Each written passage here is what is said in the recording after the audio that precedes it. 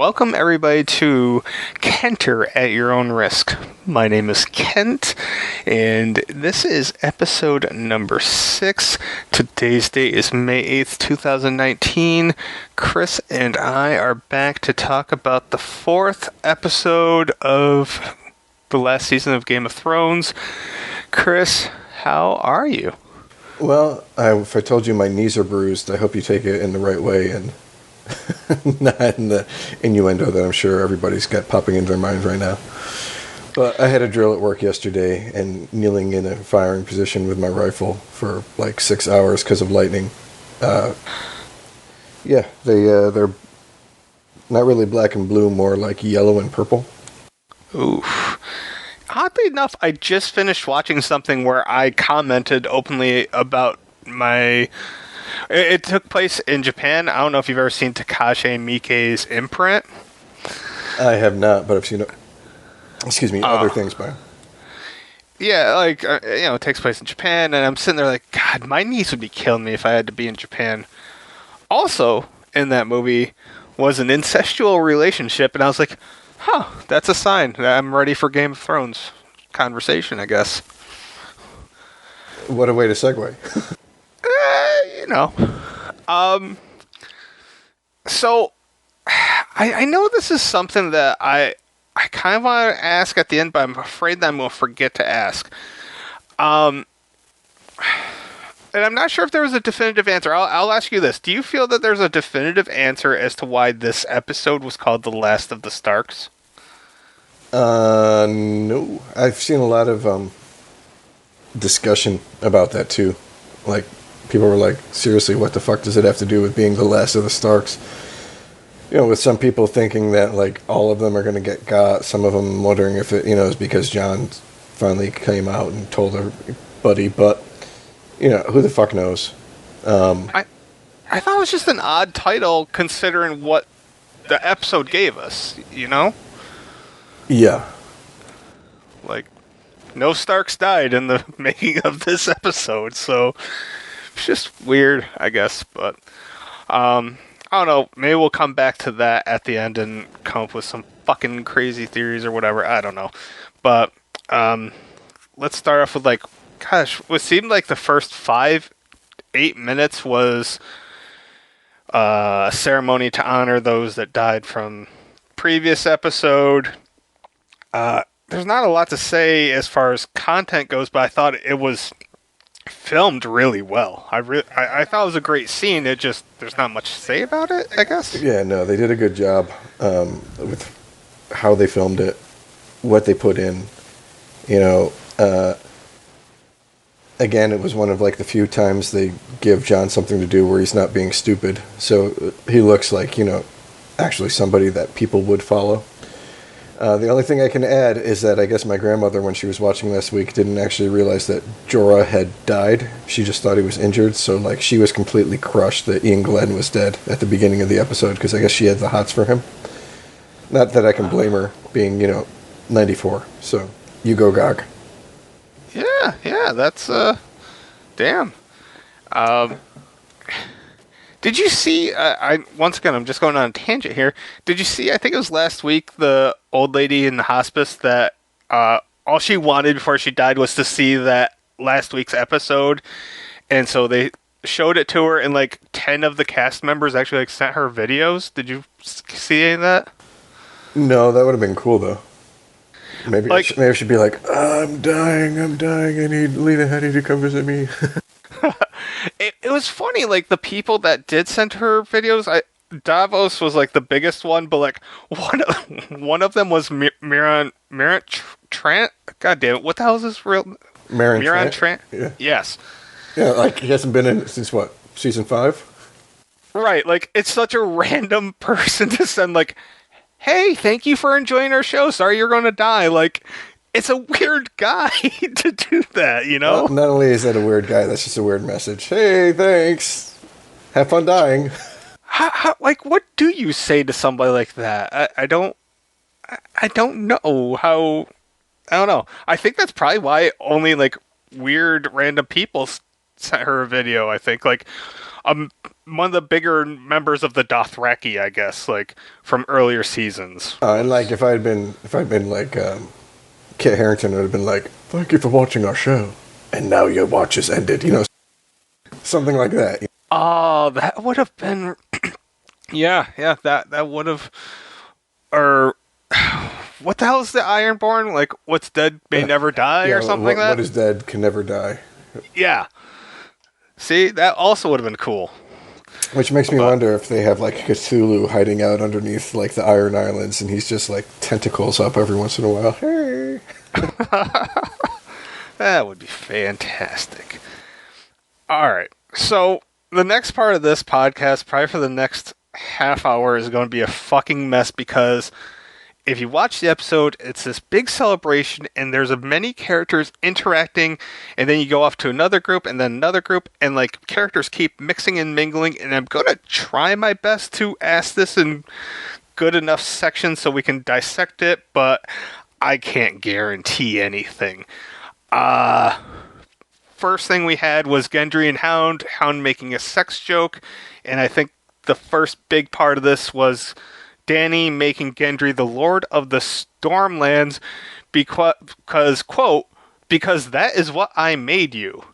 And then Davos was like, here, to the Lord of the fucking Stormlands. And everybody's pretty happy, excited, aside from the Hound. And my first question to you is, was this a political move by Dany? Oh, straight up political. Like, if you didn't see the conniving in her eyes, then I say you probably were the kind of person who voted for Trump. But, yeah, like, I don't think anything would have happened, but all of a sudden people are like, oh, he's the kind of man who should be a king for riding a dragon. And she's like, fuck that. Hey, Gendry, you wanna come be my little bitch boy now? And it worked. It worked, and obviously, there's more on Gendry in a little bit, but this was like the first of many minor to major political moves that I felt Dany made throughout this episode.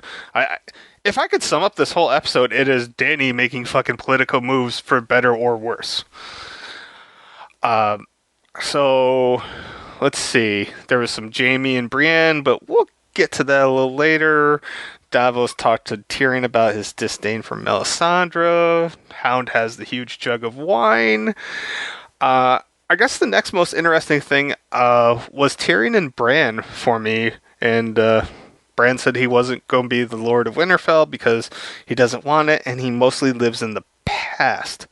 Now, can he see into the future as well, or only in the past? No idea. Okay. That's something that we Sorry, don't know. didn't mean to ran into your parade, but no idea. Okay, I trust in your knowledge in the book, so, you know, it's one of these things that is why you will always fail, Kent. I am so used to, like, I've never been able to scrub the scent of failure off of me. It's just permeating through my pores, okay? I realize that I probably know so much less about the books than I think I do, but I talk so authoritatively that it sounds like I'm an expert, so...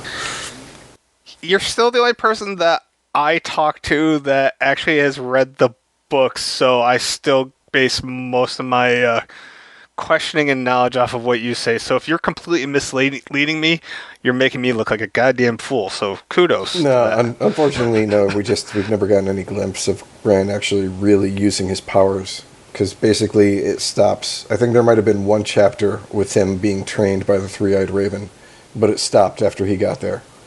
So, you know, we've never seen him meet the White Walkers in the past to get that handprint burned on his arm. We've never seen him see that the Children of the Forest actually were the people who created the White Walkers. We've never seen him go back and see that Lyanna had a baby before, Ned got there, and he never killed, the Sword of the Morning. We never saw any of that shit because that's all been post last book published. Gotcha. I know I've probably asked you this ad nauseum, but since there's not much, Bran's in one other scene, but he's not really the major player in it, I'll ask this. do you see anything big for him remaining? Like, I mean, I know that there's still, like, obviously I don't know what the fuck's going to happen. I can surmise and take a few guesses, but everything that I picture or imagine, I just don't picture Bran having a huge role moving forward. Do you? I think we're either going to see very little of him, or possibly, like, the biggest thing that I could picture would be maybe in the last episode when everything is wrapping up, if everything wraps up neatly, would be like him kind of doing like a farewell. I've got to go north of the wall to go take up my position as the three-eyed raven inside the giant weirwood tree up, where the old dude used to be. So, see ya.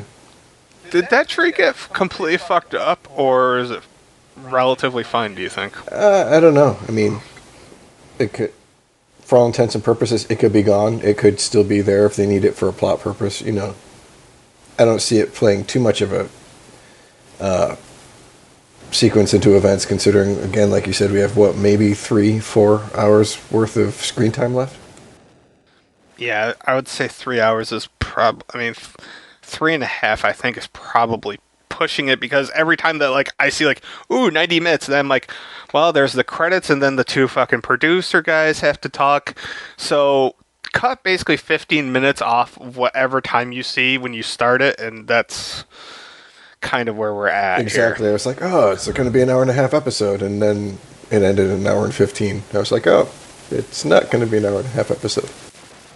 Do you find the stuff afterward, like when they talk about, do you find it interesting or no? I don't watch it typically, because most of the time I'm watching it as a repeat on like HBO Go, so they have it separated out by that time. Oh, so it's like okay. it's like a separate video for me. Gotcha. Okay. Although, like, for example, this week I was actually off on Sunday, so I watched this episode as it aired, but I forgot about it because I was like, oh, I gotta go play Destiny. So, Priorities. Exactly. Actually, I think I was playing Borderlands when it started, and I think I noticed that if I don't watch it exactly live, like when like if I don't start it exactly at 9, if I give it like 15-20 minutes, the stream seems better. So the other thing I did not know, and my wife showed me, and I guess I'm just a Luddite when it comes to like modern technology, I did not know that when you're watching something live on HBO, you could pause it.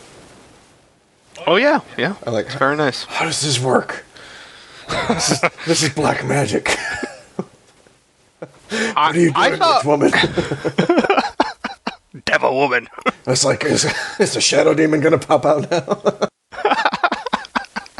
Fantastic.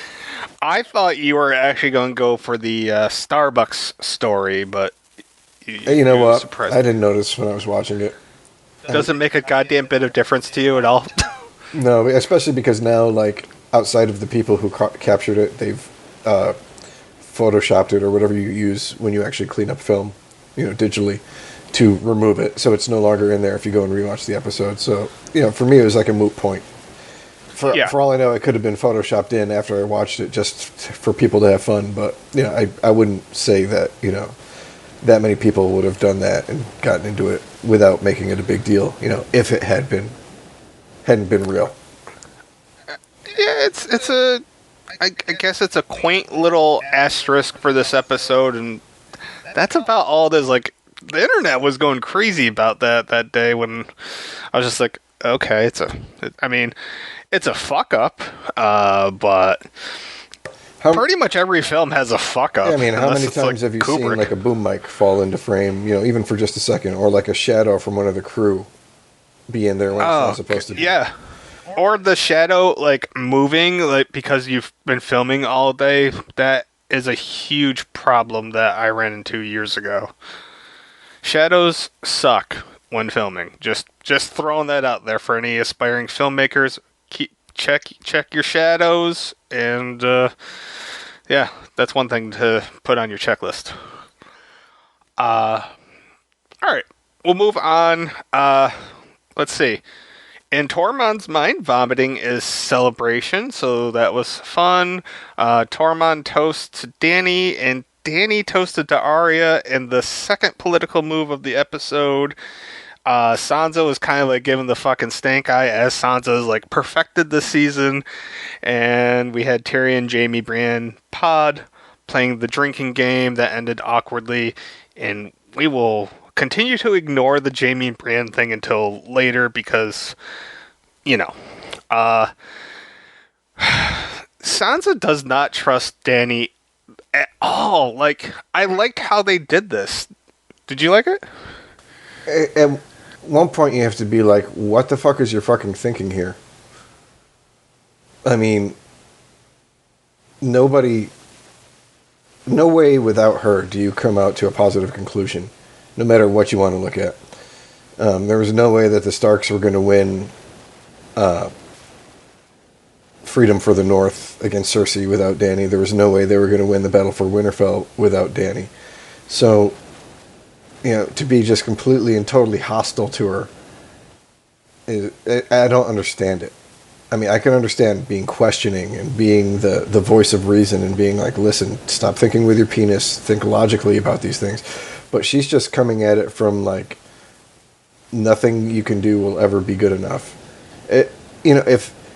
If they had more time and they established like she was in love with Jon, I could fucking understand where this is coming. But it's almost like just fucking jealousy. Yeah, I don't get it.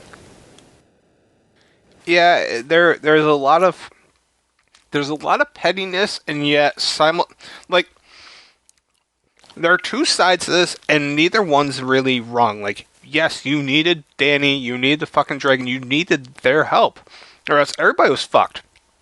Simultaneously, that doesn't mean after the fact that you just have to agree with the war hero, so to speak.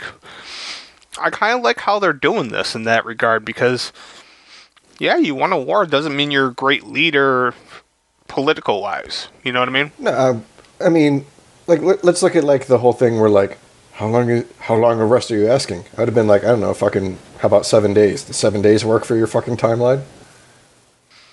Yeah, that whole thing irritated me. It was like... Do you understand where I'm coming from, though? I mean, it's like, she asks her a question which is kind of imperious and stupid, but instead of giving her a fucking solid answer, which would have fucking pacified her or told her to shut the fuck up, she responds in a fucking, just as an antagonistic way. I mean, she responded in the most Game of Thrones way possible, right? I can understand why people, I love this show, but I can understand why people watch it and they're like, God, everybody just makes the stupidest fucking decisions ever in order to make it as soap opera-y as possible. Why do we like things that involve stupid decisions? Like, you and I love horror movies. We love this shit. Like, is it like that we give ourselves like a feeling of superiority? Do you think like that's part of the psyche of it? I was talking with my brother the other day because he was like telling me, oh, I rewatched Beastmaster. I'm like, yeah, it doesn't fucking hold up, does it? He's like, no, it doesn't. He's like, the fucking badass, the leader of the Jun Horde actually stabs himself with this fucking spiked mace. I'm like, yes, I do remember that. And I was like, it's just sad that we either get like something on the lines of Lord of the Rings budget fantasy movie. I would consider Game of Thrones up there, even though, budgetarily it's not as up there. I mean, it's one of the most expensive TV shows ever produced. But we don't get any of like that B level fantasy kind of stuff that we used to see. I mean, there's no more Adventures of Hercules. There's no more Beastmasters or Krulls or Deathstalkers or shit like that being made. So we either have we have superhero movies out the ass. We have sci-fi. Some of it great, some of it not, but still being produced all over the place. But we don't really have any other fantasy series going on except Game of Thrones right now. So, I mean, if you want that genre in your life, good or bad, like it or not, this is all you have at this point. Alright, so I hate to say this, but while I was taking a shower today, like, this came in my head. I'm like, why does every fucking fantasy thing have to, like, have, like, fucking British accents, like, pretend like it's fucking medieval times and fire and lightning and shit like that? I'm like, does something fantasy, like, is there something fantasy that applies to present day, or do we just call that superhero shit? Like, is that the equivalent? I mean, I guess the equivalent for that would almost be, you'd have superheroes and you'd have, like, the supernatural kind of shows, like the stuff with wizards and vampires and werewolves and shit. But at the same time, modernizing it, you're still missing out on like that whole fantasy feel. People in swords running around, in armor, running around fighting each other. I know. I'm just trying to change it up a little bit, man, because... But I think a lot of that comes because, they haven't had a lot of success in the field, with big movie productions. And what they have has been because of, like, say, Tolkien. I mean, after Tolkien wrote The Lord of the Rings, for the next 20, 25 years, everything that came out was Lord of the Rings, with just different characters and shit.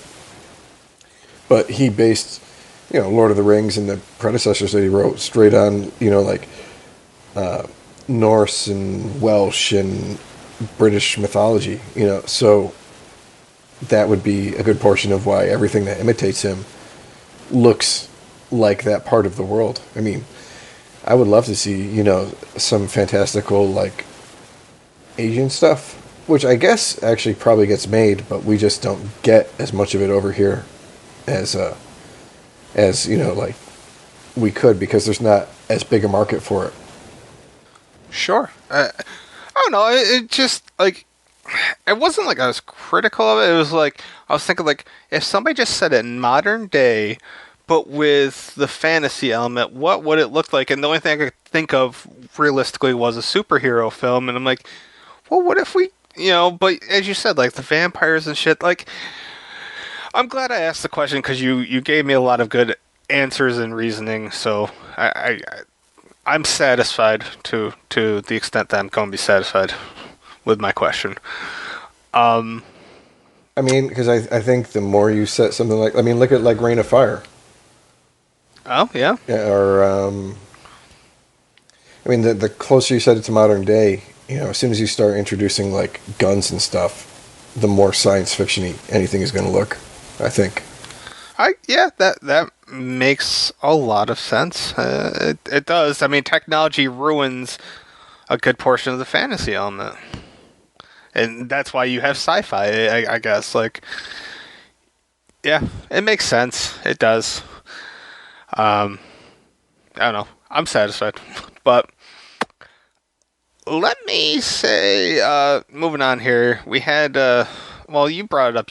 How fucking Tormund was talking about Jon fucking riding that thing, and you could see Dany, yeah, and I was so excited because we finally saw Varys kind of have that look. I'm like, oh my god, Varys might get a scene this episode, and he got multiple scenes, but like this scene excited me just for no other reason other than I was like, oh, Varys got like a glimpse. That was great. I was happy.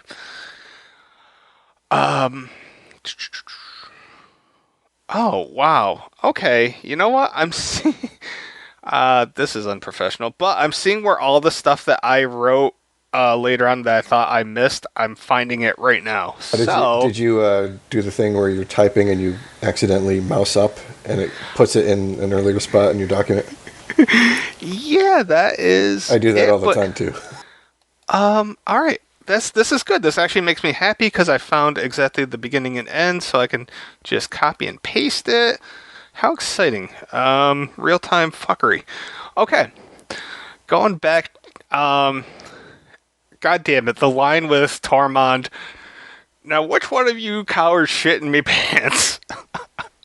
I thought that was probably the line of the fucking episode for me. Not only that, I just like the fact that, like, Tormund, as soon as you fight with him, you're, like, a friend of his. So, like, he's barely known these guys for, like, fucking 3 days, or, like, maybe, I don't know, 6 episodes. But, just the fact that they fought with him, he's, like, willing to go around and fuck around with him and say something like that to them. Like, yeah, that made me laugh my ass off, too. That was a good line. It was, and then it was immediately followed by Tormund kind of, I don't know, getting shot down a little bit by Brienne, and then we had the sad Tormund face, and then he went to talk to the Hound of all people, because the Hound's going to lend a sympathetic ear, obviously. We had a chick named Willa, which I was like, really? You're going to reuse the name Willa? But that was the name of the girl that offered herself up to Tormund. I didn't catch the other name of the second girl that offered herself to the Hound, but he growled at her, and I appreciate the Hound growling at somebody. And this led to Hound and Sansa having their little talk, and like I don't want to say there was regret, but basically he says, your life would have been better off had you just left me when I left King's Landing. And she's like, well, I kind of had to experience what I experienced in order to be who I am. And she also had the line about how she gave it to Ramsay with the hounds. I loved everything except I felt sad for Tormund, but I really liked everything else about this. What were your thoughts? Yeah, no, I liked it a lot too. You get scenes like that with Sansa where I'm like, yeah, okay, that I like about the character. And then she does fucking something stupid, like in the next scene that she's in, and I'm like, oh, Jesus Christ, would she just shut the fuck up? But yeah, no, I liked, like, I gave it to him with the hounds, and then, the whole, let me clasp his hand kind of thing.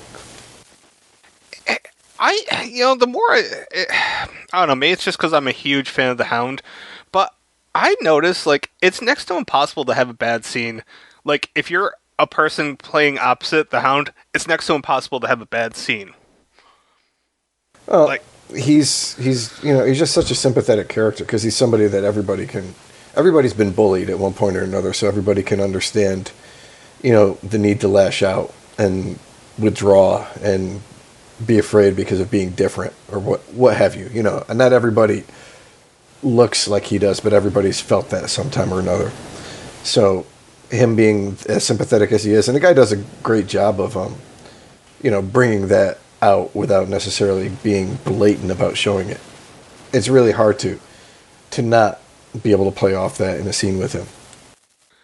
And am I alone in saying that this season his hair looks super soft compared to any other season?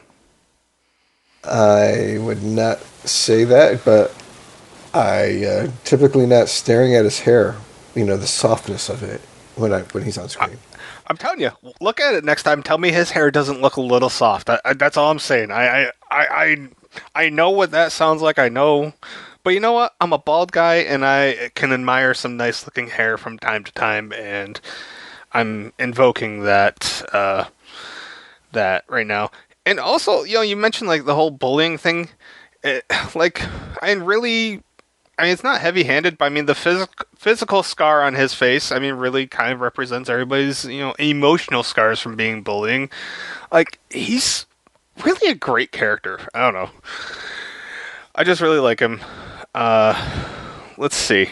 It would have been really easy to make him completely one note, like either A, he's always an asshole, or B, after you find out, why he was such a dick in the first place, then he reforms and he's a completely different character than he is now. But no, they made him two-dimensional. He understands where he came from, he's changed, but he's still a fucking asshole. He's not going to change that much. I just remembered the question I had to ask you. I'm going to write it down. I'm very excited. Yeah, Hound was one of the most fleshed out, well done characters that he had he didn't have a tremendous amount of screen time, but he had enough screen time that you could get into his character, I guess. Next up, another scene that kind of made me sad, but whatever. Arya, Gendry wanted her to be his lady. She can't be. I think, even if I wanted it to happen, I think we all kind of knew that she couldn't be the lady. Like, that's just her. I really like the acting in this scene. What are your thoughts?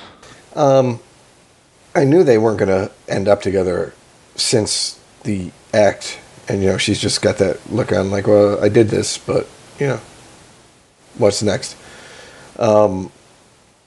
Yeah, like, I was reading somebody say, they really thought that she was in love with him. I don't know. I don't think that she was in love with him. I think he might have been, like, her first crush, but I don't think Arya really she never really thought about love, as in, like, oh, my whole job is to grow up and marry somebody, so I'm going to hope I can fall in love with him like Sansa did, where, like, she could overlook Joffrey's faults at the beginning because she wanted so much to be in love with the person that she was going to marry. And at this point, I mean, who knows if Arya's any more or less human than, Bran is, per se, in regards to just humanity. I have a feeling that if she survives, it's not going to be by much. Could see her being one of the people who dies in order to conclude whatever events are going to occur in King's Landing. So, Yeah, I mean, right from the get-go, they made, Sansa and Arya two very different people, and yeah, I mean, it makes sense. Like, if you think about like the journey we've seen Arya on, like, at no point would you sit there and be like, yeah, she's definitely thinking about settling down and getting married. No, like, she's basically been forced to live the fantasy thug life, if you will. Like, she's a badass, and like, I don't know, I can't. There's not a dude that, I don't know. It just wouldn't work, and that's what makes her a cool character, though, too. I did feel bad for Gendry, though. I did, but hey, at least he's going to be the Lord of the Stormlands, so I don't know. It was bittersweet for me. Alright. I feel this is the appropriate time to finally talk about Brienne and Jaime, because they had their scene after whatever, they got naked, they had sex, and I'm sure there is a large sect of people that are fans of the show that were really happy that this happened. I didn't care one way or the other. What were your thoughts? well, poor Tormund, first of all. Oh, yeah. No, it was okay. I mean, hey, that definitely shows pretty much, I think, what's going to happen with Jaime down the line. What's going to happen with Brienne, too. So, like a lot of the conjecture that we had leading up into the season was, things could go one way or another, or, some third way that we can't even see from this point out. Like, as we've gone, episode by episode, it's easier to see, okay, well, this now is going to go this way. And I think it pretty much shows, like, what's going to happen. I think Jaime is definitely biting it next episode, whether it's killing Cersei or being killed by Cersei, Yeah, I mean, 2 weeks ago, it was very questionable whether we would have ever gotten this scene, because 2 weeks ago, a lot of people were predicting either Brienne or Jaime to get killed in the third episode. So it was nice that it happened, but yeah, it is what it is, and it foreshadows, as you said, it alludes to, well, there's another scene to come that we can kind of more go on some assumptions here, I guess.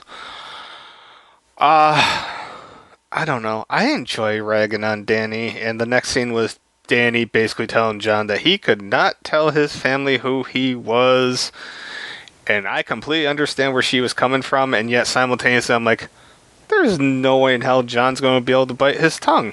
I mean, at this point, they've already seen what happens when you tell Jon to lie. I mean, she knows firsthand, like, all right, yeah, lie to her. Lie to Cersei.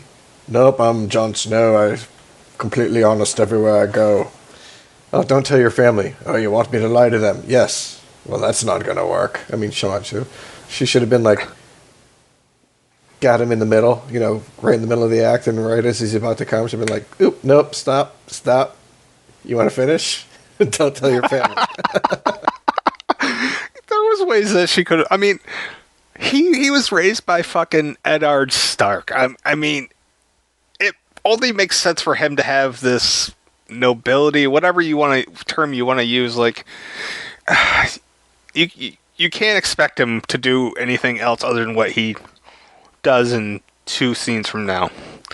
But I liked that Dany did try her best. I don't know, I don't know. We'll talk more about Dany, obviously. It's just, they've really done interesting things with her, especially this episode, I would say. She, for me, is most up in the air over what's going to happen with her. Because there's so many things that she could go fucking crazy. This could be like a red herring making us think that she's going to go crazy, and then she turns back to normal and we end up with a happy ending, which I'm saying we probably won't get just because it's Game of Thrones. She could turn on Jon. She could not turn... I mean, like right now, she is in so many different spots. How many times this episode did we see her crazy eyes? I can remember at least 2, if not 3 times. We saw crazy eyes once in the hall, once in the room, once in the meeting. Oh yeah, the meeting. I forgot about that. Once in the dragon. Yeah. And then at least once or twice in front of King's Landing, depending upon how you want to look at it. So at least 5 or 6. Yeah. So I mean, I like the storytelling in that it's not so cut and dry. Like, hey, I definitely know what's going to happen in the next 2 episodes. No, I have no fucking clue. I know some things, or I can surmise some things, but I like that they're keeping us guessing. All right. So next up was the war room scene, and Dany is hell-bent on doing her thing. I gotta say, Dany irritated me because she was so worried about, like, well, Cersei's just calling herself the queen, and I'm the real queen, and it's like, for fuck's sakes, man, this is all just a title, but that's part of this fucking show, so I have to accept it, but inside I'm, like, screaming. They came up with an okay strategy. Sansa kind of shit on it, like you and I already kind of talked about. And yes, they should have waited at least a week. Like, there was no rhyme or reason. Like, even at that moment, we all knew there was no rhyme or reason to march immediately on King's Landing. But Dany won't listen. Like, she's been stubborn this whole series. Why would she change now? Pussy whip John's like, nah, Dany's right. And Dany's like, all the people under me will be treated cruelty-free, and I'll be the rightful queen. And free-range presence everywhere we go. Yeah, I don't know. This was basically a scene just to prove how stubborn and hell-bent Dany was, right? Like, I think to do that and to clarify some of what happened at the end of the episode before, because we got the whole, okay, half of the Unsullied are gone, half of the North forces are gone, so that cleared up, like, were all the Unsullied killed? Is Grey Worm the only one left? Are all the Dothraki dead? That kind of shit. Yeah, that definitely gave us a tally sheet, if you will. And then, of course, it led to everybody leaving, and then Arya just, like, getting in the way of Jon, and so, like, I love that. I just loved Arya standing in front of Jon, and I was like, oh, this is I don't know, I was excited. I enjoyed it, and of course, that leads us to the Starks by the tree, and they're all giving Jon shit.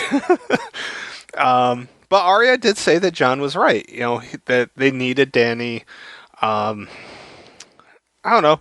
I really liked the scene. I don't know. Was there anything extra in this scene that you enjoyed? Well, the only thing I can come up with to answer your earlier question about the title is basically at this point in this scene, at this point we've had Bran say, hey, I'm not going to be Lord of Winterfell because I'm not really a man anymore. So he's not a Stark. We've had Jon finally tells them that he's not, he's a Stark, but he's not fully a Stark. Like they thought he was. Arya takes off later on to do her own shit, and she thinks she's going to die, so she's counting herself out. So maybe, I don't know, maybe this is supposed to be Sansa's episode? Sansa's the last of the Starks? I don't know. It's as good of a theory as I've heard, because I haven't heard any of the theories. So, yay, by default. Yeah, it makes sense, though. It really does, because under that rationale, Sansa is the last Stark, I guess, so... I also kind of liked that scene represented how every character has grown from day one to now. Like, each one had their own trait that was very specifically showing their growth from season 1 to season 8. I really like the scene itself. I like the fact that, like, even when he finally is given the opportunity to, Jon still can't come out and say it, so he has to have Bran do it.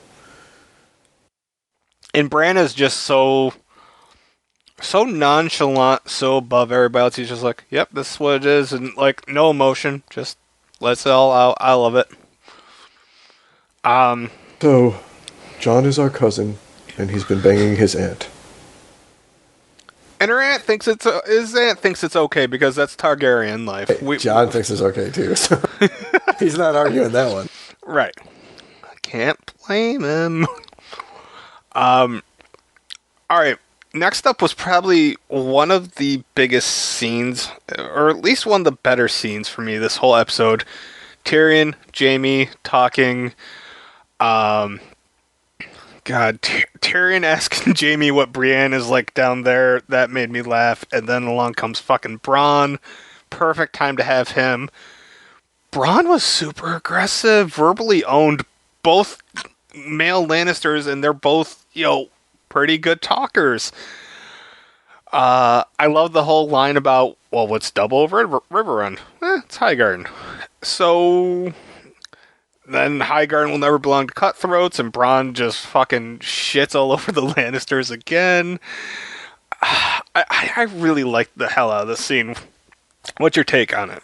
I mean, this scene right there is why I didn't think Tyrion and Jaime were both going to die in the Battle for Winterfell. I was like, you send him up there with too much wind up with the whole crossbow and all that shit. If you killed them off before that, then what the hell is the whole point of that scene?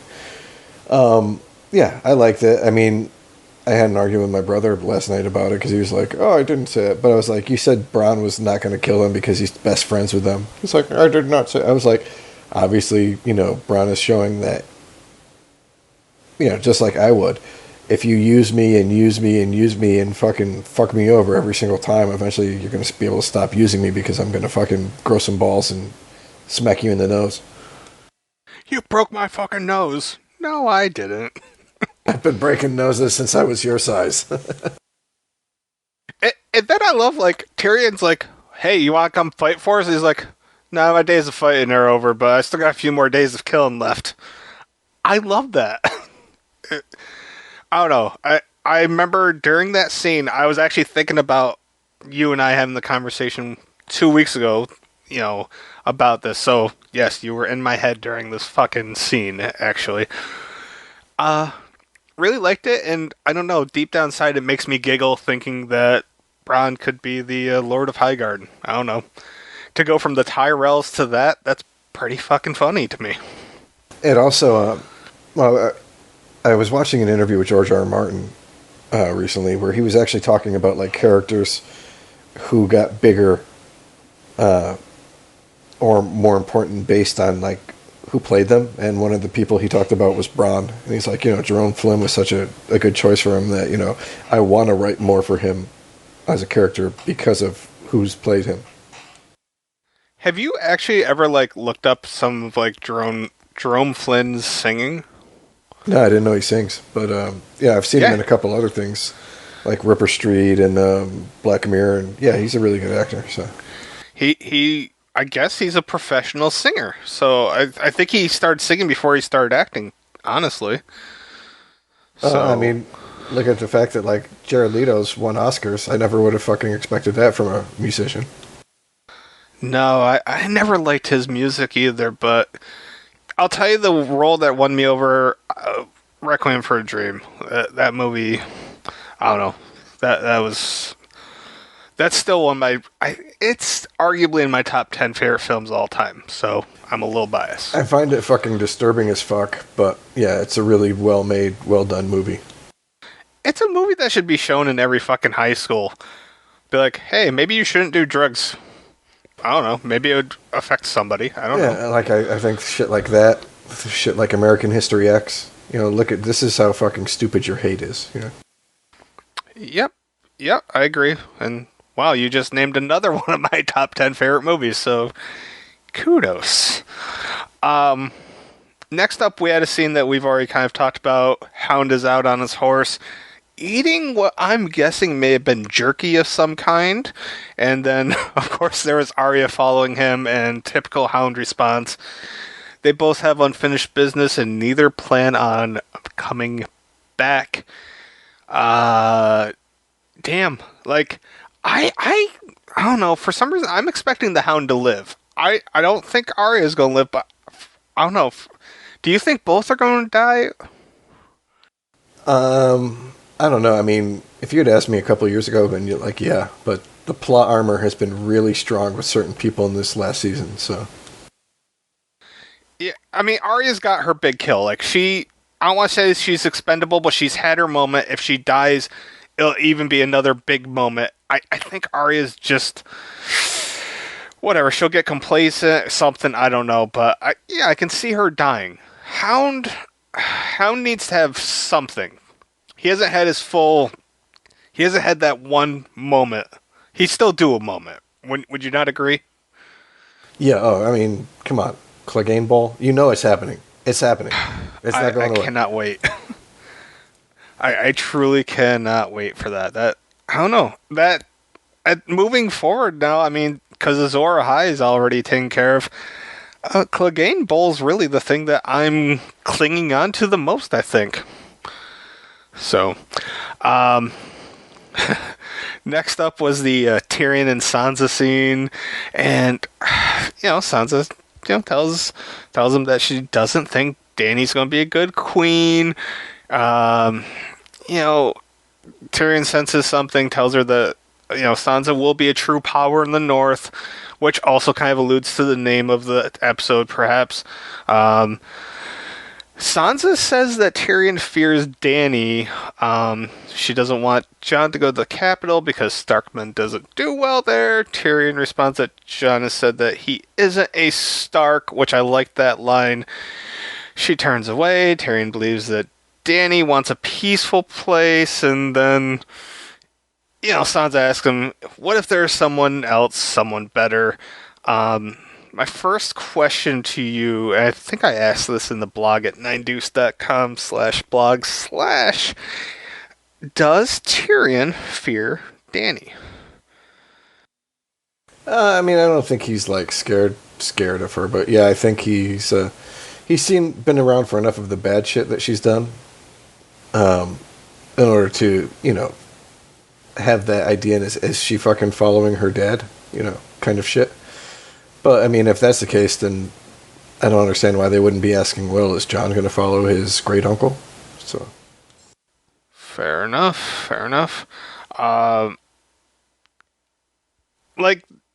You knew that she was going to tell Tyrion, right? Like, that seemed like a given, or were you unsure? And once Jon told, it's like, whose telephone, cup and string is going to be the fucking next person to fucking get it. It's high school all over again, right? Yeah, and they even bring it up. They're like, well, 8 of us know. Oh, well, that'd be 53 by tomorrow and, thousands by the day after. It was funny. I feel like we may not get many more Tyrion and Sansa scenes, and I love their chemistry. I love how those two act together, I guess. Like, they're one of the better pairing. Like, I think Arya and the Hound is possibly my favorite pairing. Bronn with Jaime and Tyrion's always been a pleasurable thing, but Sansa and Tyrion's right up there for me. I don't know. Because the show's always about pairing two people up so they can have a close conversation, sometimes in the garden. Next up, we had Jon, Tormund. Jon doesn't want way down Rhaegal. And Tormund says, you weigh as much as 2 fleas fucking. And once again, Tormund gets the good lines. That's another one of my favorite lines from this episode.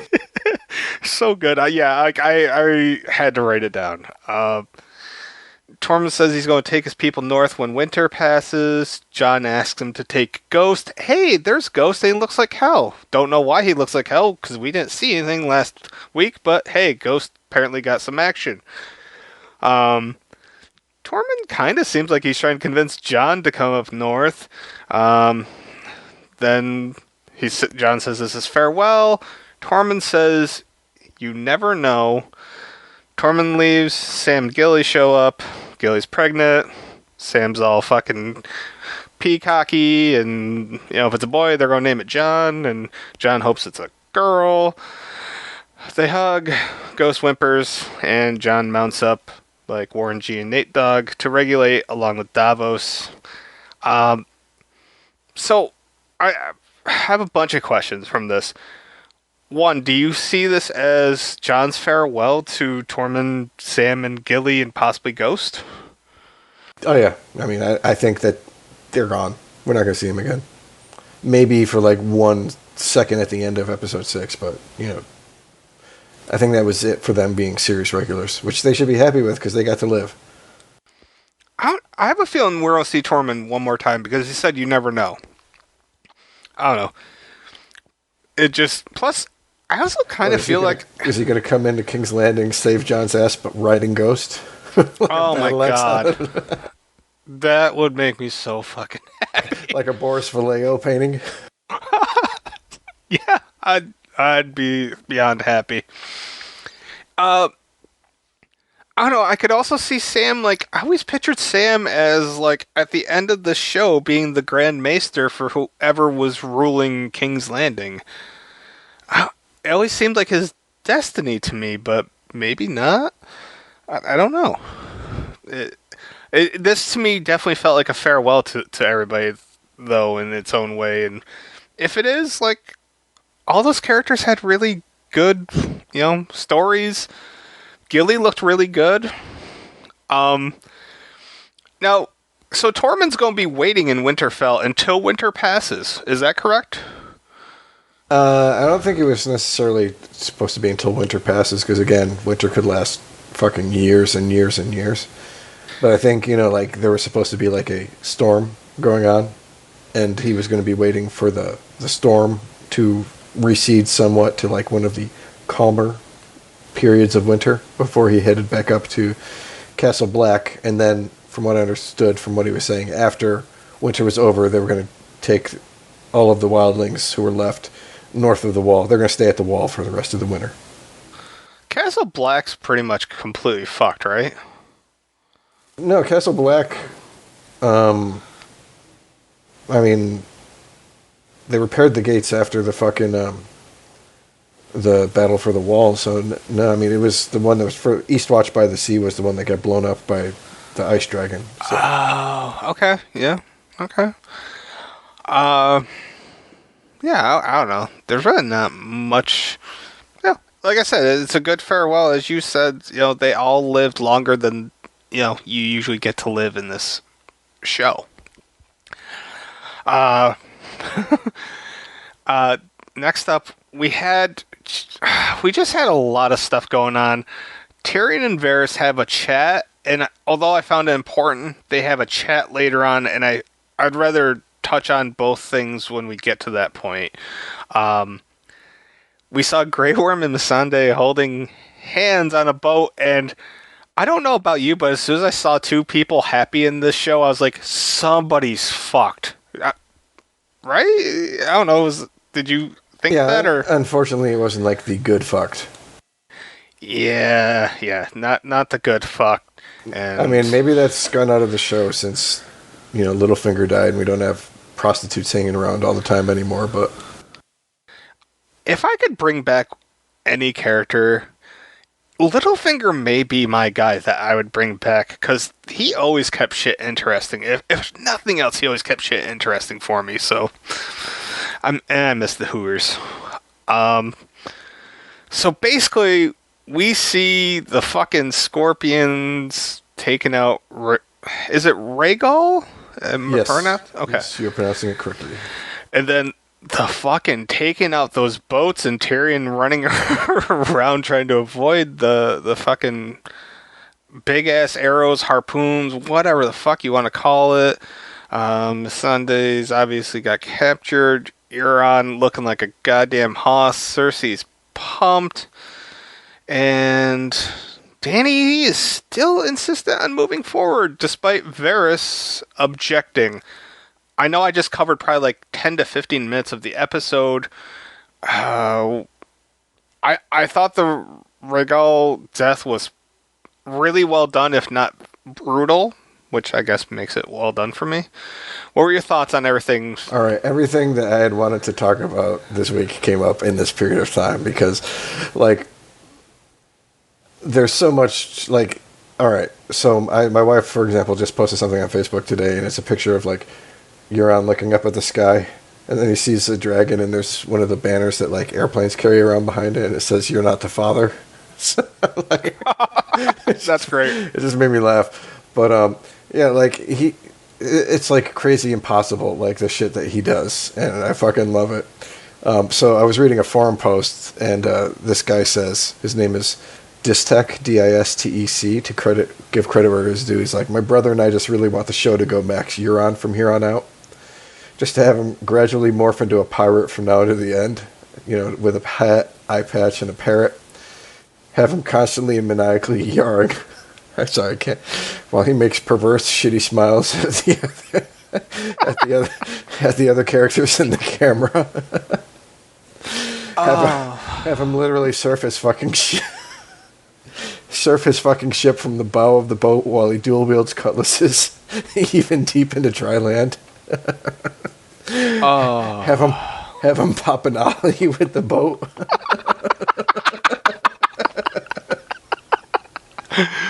Oh, God damn it! Every scene will be interrupted by Euron. I can't even fucking say it. By Euron crashing through a courtyard or a stone wall like a Kool-Aid man. Or Oh yeah. Or into one of Bran's memories. That's even better.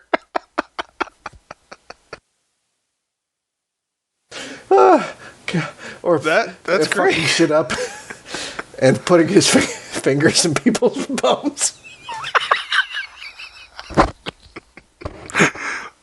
Oh, so unnecessary and so necessary. I'd like him to transform to some, like, Shiva-like whirling dervish of death by the end of it. Oh, like somebody from Dragon Ball Z. Like, I was reading this and I was laughing out loud. Every time I read it, I laugh out loud. This guy just fucking cracked me up with it. I was like, like, the whole, like, showing up in Brandon's memory and putting his finger in somebody's bum. Dude, I'm sweating from laughing, so... Like, could you imagine if that's why the Night King wants to kill everybody? Oh, shit, man. Yo, speaking of pirates, where the fuck's that other pirate that Davos was friends with? Do you know what I'm talking about? Yeah, no, didn't he say that was it? After he helped Davos this one time, he wasn't going to help him again? Didn't Davos, like, meet him, like, in a hot tub and basically give him a bunch of money, though? I believe that was before that, but yes. Okay. Yeah, I kind of miss that dude. He was very charismatic. Like, I'd just like to see him and Euron on the same screen and, like, have a conversation. That's a pairing that I would have enjoyed. Alright. There was a lot going on. I want to know how Euron's ships can, like, magically teleport around all the oceans, and how he can snipe dragons through a mountain with a fucking crossbow. But other than that, yeah, like, the Rhaegal scene was fucking out of nowhere too, which was pretty awesome. Yeah, you know what? If Dany can make it from where the fuck she was to help Jon take on the Ice King back in season 7 in like 10 minutes, anything's possible. I think that broke the logic scale. Maybe she's lucky. Maybe the dragon that had the tracking device on him was the one who got taken out. So now they won't be able to find her if she flies around later on. Well, to me, am I wrong in saying, like, they were silly not to expect... Like, they knew that Euron had a fleet. They knew that the Gold Company was involved. And yet, like, they're just like, no, we're going to just have smooth sailing.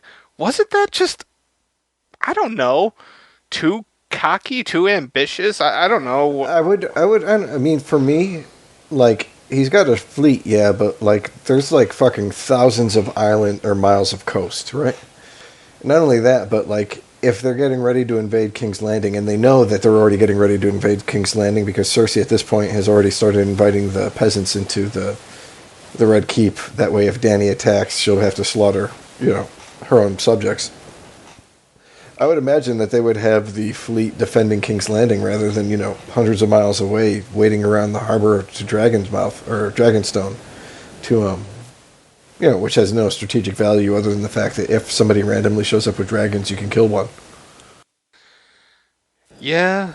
And how many times have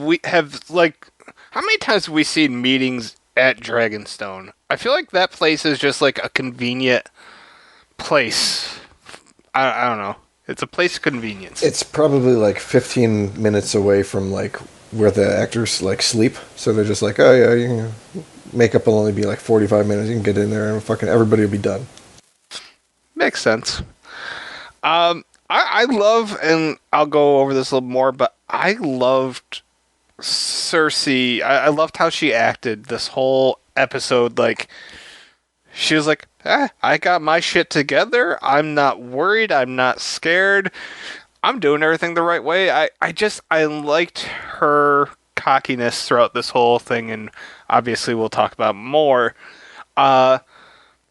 Probably, possibly the most important scene to me was Varys and Tyrion discussing things after this whole thing happened, and Varys is making good arguments. Tyrion also makes good arguments, but I'm going to side with Varys on what's best for the realm. At any point, do you see Tyrion changing his mind on backing up Dany, or is he just in it for life?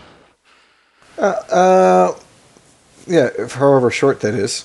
Was that a short joke? Well, short in height and short in length, so. It worked on multiple levels. I mean, I think it's less that, like, Tyrion is, like, all super gung-ho and more like Tyrion just wants to believe in somebody without having to transfer his allegiance again. I feel that he doesn't want to keep... Like he says to Varys, like, how many kings have you served now? 5? Yeah, 5 or 6, he said, yeah. And, Varys, to us, makes the completely legitimate choice of saying, I'm here to represent the, millions of people who have no say in what goes on, and that fact that they should be able to live without, worrying about being killed. They should be able to eat. They should not have to worry about their children being murdered. Nobody's looking out for them. So, I mean, yeah, that shows it's good. But, yeah, they both had valid points. I don't understand why I still don't understand, like, the whole Jon and Dany shouldn't marry argument. At this point, that would be, like, the one thing that could fucking save everything, in regards to, like, the stupid political shenanigans that the allies are throwing in their own way. Yeah, it's like making problems just for the sake of adding drama to a situation that doesn't necessarily need any more drama, but damned if we ain't hooked on it type thing.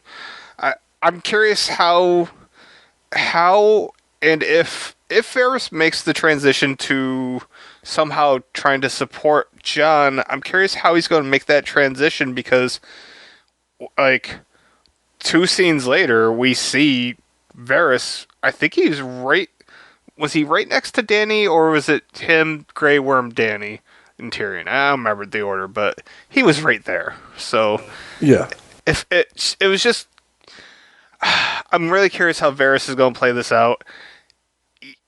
Like, I'm sure you probably saw this episode and thought, Kent's going to be very happy because Varys finally got to do something this week. So, yeah, I'm excited. I'm very excited to see what happens. And, I'm going with my bold, stupid prediction that by, in 2 weeks' time, 2 Sundays from now, at the end, Varys will be sitting on the Iron Throne. That is my great prediction that will not come true, but I'm sticking to it. And I'll be wrong. I know I'm going to be wrong, but that's what I'm sticking with right now. Moving on. We had Jaime hearing the news about what happened. Sansa being fucking high school teenage bitch. extremes, like, yeah, I would have really liked to have been there when Cersei got executed. And, like, you don't blame her, but simultaneously, you probably just don't say that to Jaime, I guess. And then Jaime's in the bedroom with Brienne. He bails. Brienne tries to convince Jaime to stay. Jaime can't do it. He details all the things that he has done for Cersei. And I think my favorite line was, she's hateful and so am I. This basically cemented that. I mean, we already knew, but I mean, that if anybody didn't know, like this was the final reminder, like, hey, Jaime's going to die, right? Yeah, I mean, that's basically the only place this arc has to go from this point. I think you're going to see that he became a decent person in the end. I don't think he's going back to Cersei just to like lick her feet or kiss her ass or whatever. But yeah, he's not going to be the one ending up with Brienne and that happy little farm somewhere after the show is over. All right. So, if you had to guess, do you think? How do you think Jaime's going to try to reason with Cersei? Do you think he's going to be very blunt about it? Do you think he's going to be manipulative about it? I don't think he's going there to reason with her at all. I think he's going there to finish it, one way or the other. And I think the fact that he's got just a gold, hand is going to be one of the things that contributes to him fucking getting got. I could see the Mountain cutting his other hand off and then finishing Jaime off. That's something I've been thinking about the past couple weeks. It'd be, because then Jaime just can't really protect himself all that well. It'd be, I don't know, it'd be interesting, I would say. And now, like, I mean, this probably isn't Brienne's like last scene or anything, but I think she's kind of fulfilled her role in the show by and large. Like, I don't foresee her having a huge role moving forward unless Sansa somehow ends up on the Iron Throne, which I doubt. Do you think she's served her role, or do you think there's more to come for her? I think there's more to come for her because I think she's going to need to be there in order, to show Jaime, what he's giving up, kind of stuff. If do you think she's going to go to King's Landing? Yeah, oh yeah, I think she will. Okay, I didn't think she would. I didn't even consider it. I just thought she would just stay there to protect Sansa. Interesting. All right. You gave me something to think about. Anything else before we get on to the big finale? No, I just like the way that Cersei... I mean, I really think she is pregnant at this point. Because I don't think she would be... Oh, I don't think Qyburn would have lied about it. When right. She told Euron that the baby was his, and, Qyburn nodded yes, she's pregnant. Yeah, I think she's pregnant. I just don't think that baby's ever going to see the light of day.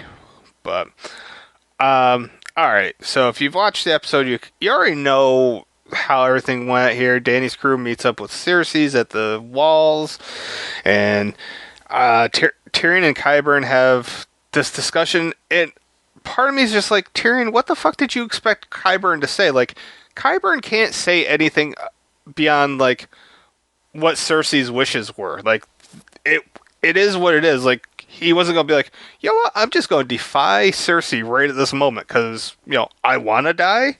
I don't know. Tyrion talks about how he doesn't want carnage, and Qyburn, he doesn't really want it either, but he doesn't have the power to go against it. Then Tyrion has his plea with Cersei. Did you notice, like, I don't know, one of the things I noticed was just how gigantic that ring was on Cersei's finger. Tyrion tried rationalizing, like, hey, you can still live, you just gotta leave the throne, and your baby doesn't have to die, you don't have to die. Then Cersei's heard enough. Missandei's last words, Dracarys, Mountain does what Mountain does. And Tyrion looks back at Dany, and Dany has had enough. and that kind of wrapped it up. So, what were the important things that you took away from all this? I guess. Definitely Crazy Eyes Dany. I don't think anybody would be happy at this point with Cersei keeping the Iron Throne. I think like she's just said way too many like smug smiles as she had somebody executed or fucked somebody over that I don't think even like the most diehard Cersei fan from the beginning would be like, oh, I want her to end up on the Iron Throne. Yeah, I agree. I mean, normally I am that guy that would be that dickish, but no, there's a few people I'd rather have on the Iron Throne.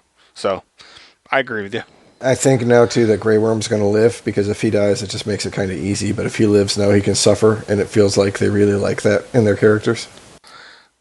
All right, I have a theory that is completely bullshit, but I really want you to hear me out on this.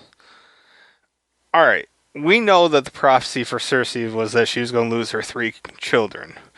Now, Dany has lost 2 of her most important people, with only one person remaining, like from the old school, which would be Grey Worm, and she's lost 2 of her children. I keep saying that they're going to tie together Dany losing 3. I don't know whether it's going to be Grey Worm or Drogon. I think she's losing one or the other. I don't know. I have this gut feeling that somehow that's going to come together in some weird way. I don't know. Also, I kind of like how they humanized Qyburn a little bit more than, I don't know. He hasn't really been. He's just kind of been like this lackey. I don't know. I like how they humanized him in this scene. Yeah, okay. I don't to disagree with you or not, but no, they did a good job. As for your theory, I have no clue. I mean, maybe. My theory is probably going to be complete bullshit, dude. Most likely. 99% likely. But still my theory. If everybody else can have a theory on Reddit, why can't I? Good point. Thank you. So, in the moment, Missandei, says Dracarys, is it spiteful or is it sticking to the plan? Or is it both? I was super surprised when she didn't try to grab Cersei and jump over the edge. I was like, that's the only reason I could have thought her saying something like that. I don't think there was a plan for her to get captured. I mean, for her to get captured and died, what the fuck is the plan? I mean, the other thing that I get out of this scene is, wow, they must have put like every fucking craftsman in the kingdom together fashioning those fucking scorpions because it's like there's no way that dragon's getting anywhere near that fucking city. So, alright, so I had this conversation with Raylene, and she was like, well, can't they just put armor on the dragon? I'm like, not unless you put super thick armor, and then if you put too heavy of an armor, I don't think the dragon could fucking fly, right? Like, yeah, the heavier you make it, the harder it is to fly. I mean, I remember when I was in Iraq, and we had our vehicles with armor, and the Iraqi police guys that we were working with were trying to figure out some way to put some kind of armor on, like the pickup trucks that they were driving around with us in. And, they tried as hard as they could, and they broke so many axles of the vehicles by putting so much weight on. And they finally found, okay, this metal is thick enough, but it weighs this little that we can put it on, and it won't actually cause the truck's axles to snap. And then they took one of their, so they got it on there. They were looking like it was a Humvee. They took one of their AKs and they shot at it once, and it just went straight through all that stuff. So I mean, even if they armored it up, crossbow bolts and stuff like that is designed straight to go through armor. Like the biggest enemy of a knight back before the gunpowder was a crossbow, because it would just go straight through that stuff. Didn't matter how thick you made it. It had just enough force to punch right through the metal plate. Makes sense. So, is it reasonable to suggest that there's going to be some way that the quote-unquote good guys find a way to nullify the scorpions? Or do you think the I can't imagine the dragon being rendered useless. So, I don't know. How do you see that? Do you see the dragon being rendered useless, or do you see them somehow destroying the scorpion somewhere? I don't know. I mean, at this point, I would not have lined up outside of the King's Landing in range of all of those things with only like the goddamn 16 Unsullied I had left total and my one dragon on the ground. Yeah, I mean, that just seemed like a fucking stupid thing from the get-go. Oh, well, I mean, shit. Cersei had like 40 archers drawing on Tyrion. I'm like, I know that was just like a tactic to like intimidate, but it was just like, all right, if you really want to, just fucking kill everybody and just be done with it, Cersei. Yeah, I was like, seriously, at this point, the Game of Thrones is over. There's no way Jon's taking her out by himself. He's like, oh, well, time to bend the knee. You kill the queen, I'll worship you, okay? Cersei was way too penisy. Like, honestly, if you're Cersei at that moment, don't you just try to take everybody out? Right? Yeah, I've been like, fuck my elephants. Go get those guys. Yeah. Well, I wouldn't say fuck the elephants because I still want to see the elephants. But yeah, honestly, like, you take out the Dragon Queen. You have, like, the dragon's not a true threat because you have the scorpions. And that small fucking armies of no... Like, Cersei completely underplayed. Which was their downfall, which is... I mean, isn't that typical Lannister, though, to be a little too cocky and... Yeah, I don't know. That whole thing just was illogical to me. Out of everything that was illogical, I think this scene was by far the most illogical because Cersei could have just won it there. I feel. I mean, we've already seen what happens when you turn the scorpions on stuff that's not a dragon, and it still fucks shit up. So I mean, literally, they had enough there that they could just like started lobbing bolts and fucking killed everybody. They could have killed the dragon before he fucking got off the ground. Yeah, absolutely. I mean, could you imagine one of those scorpions just firing? Like, it would take out, like, a complete row of fucking Unsullied, like nothing. It's... I don't know. I guess Cersei kind of wants to see, like, what the gold company... Like, she wants to get her money's worth out of the gold company? That's the only thing I could think of. Either way, it was stupid, I thought.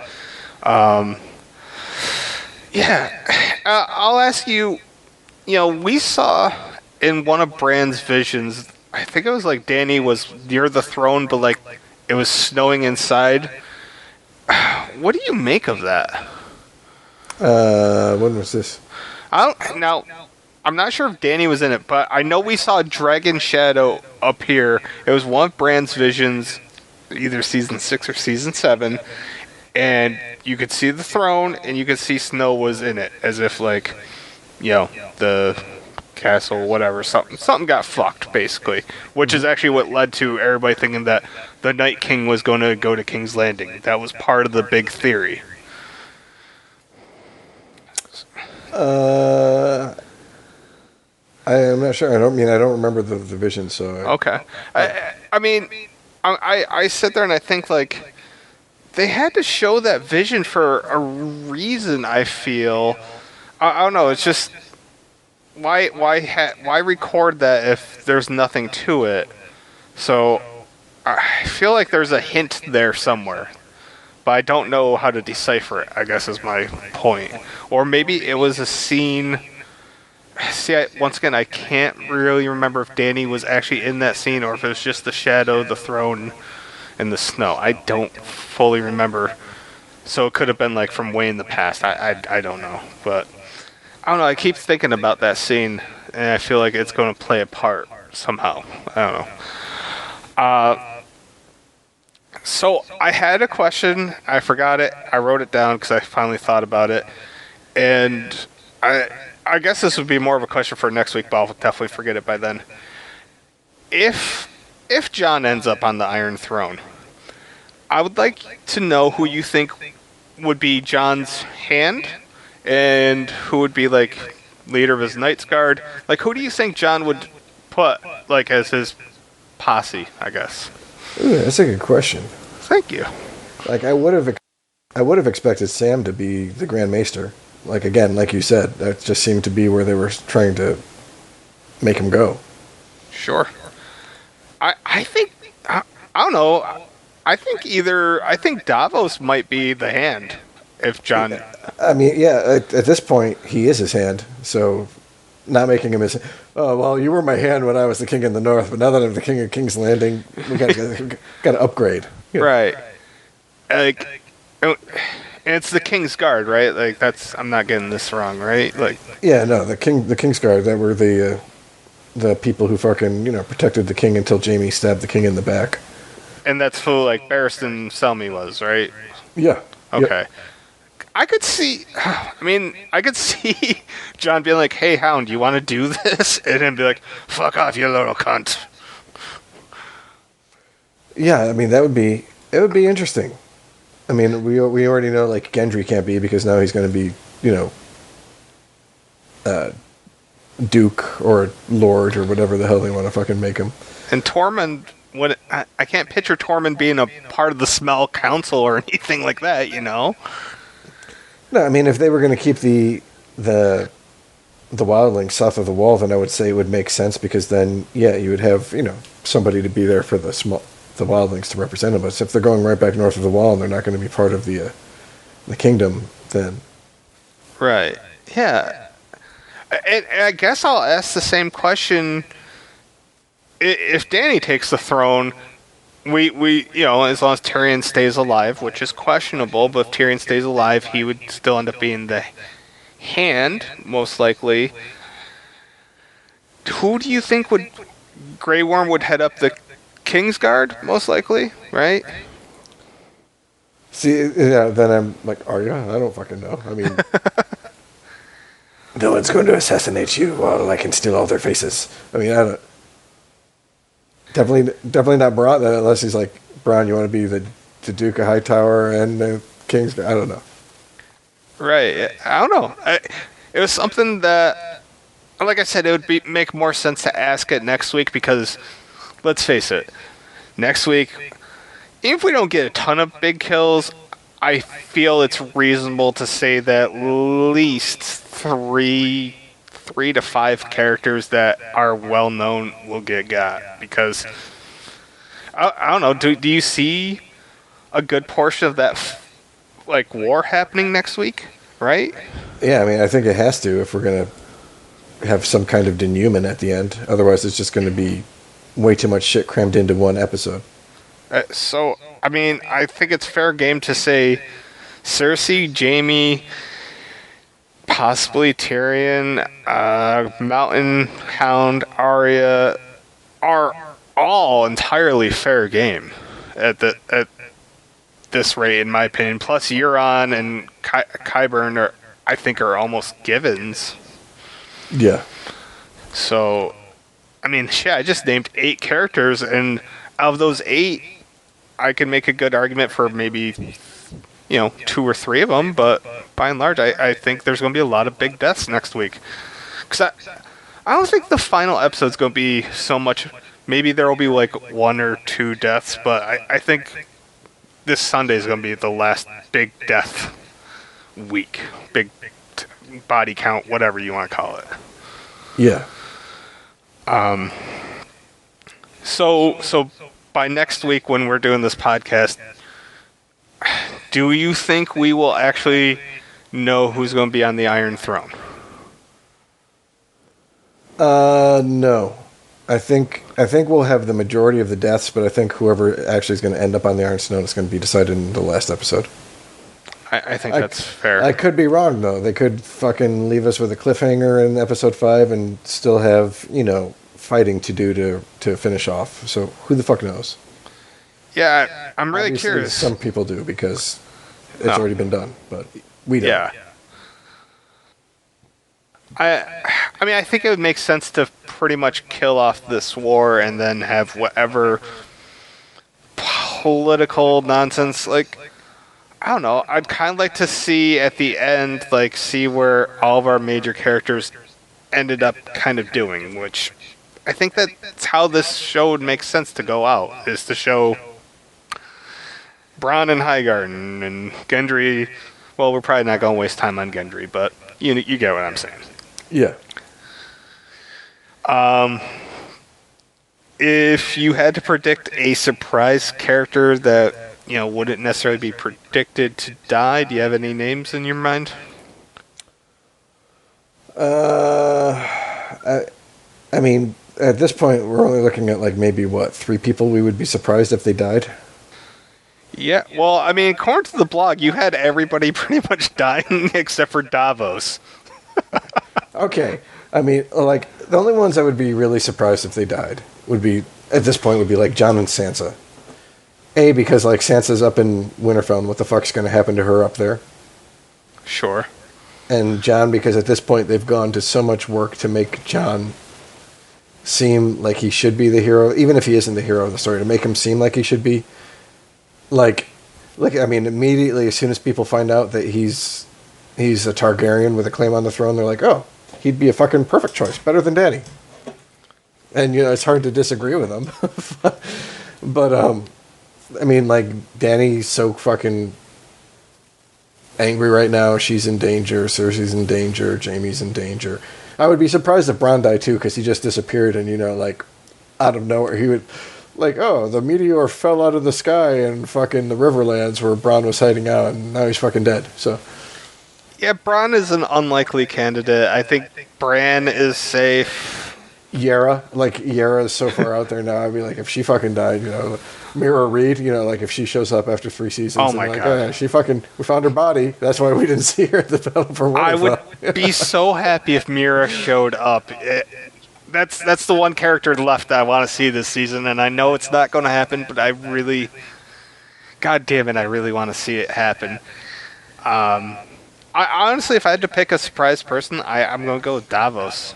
It would be one of those that isn't completely surprising, but I still am of the mindset that Jon's going to be the one at the end, and if he's going to be the one at the end, it makes sense for Davos to be there by his side. So Davos is like my sneaky. If I had to bet money, I would either pick Davos to die or Euron to live through this episode. Yeah. I hope he does. I like Davos. He seems to be like one of those people too who gets like really into interviews when they interview him. Like, oh yeah, he is. You know what? I kind of want Euron just to be taken prisoner just so he could talk more shit. I don't know. Like, I'm not gonna be upset if Euron doesn't die. I mean, I know that's the poetic ending, whatever. But put him in prison. Let him talk more. Is anybody against that?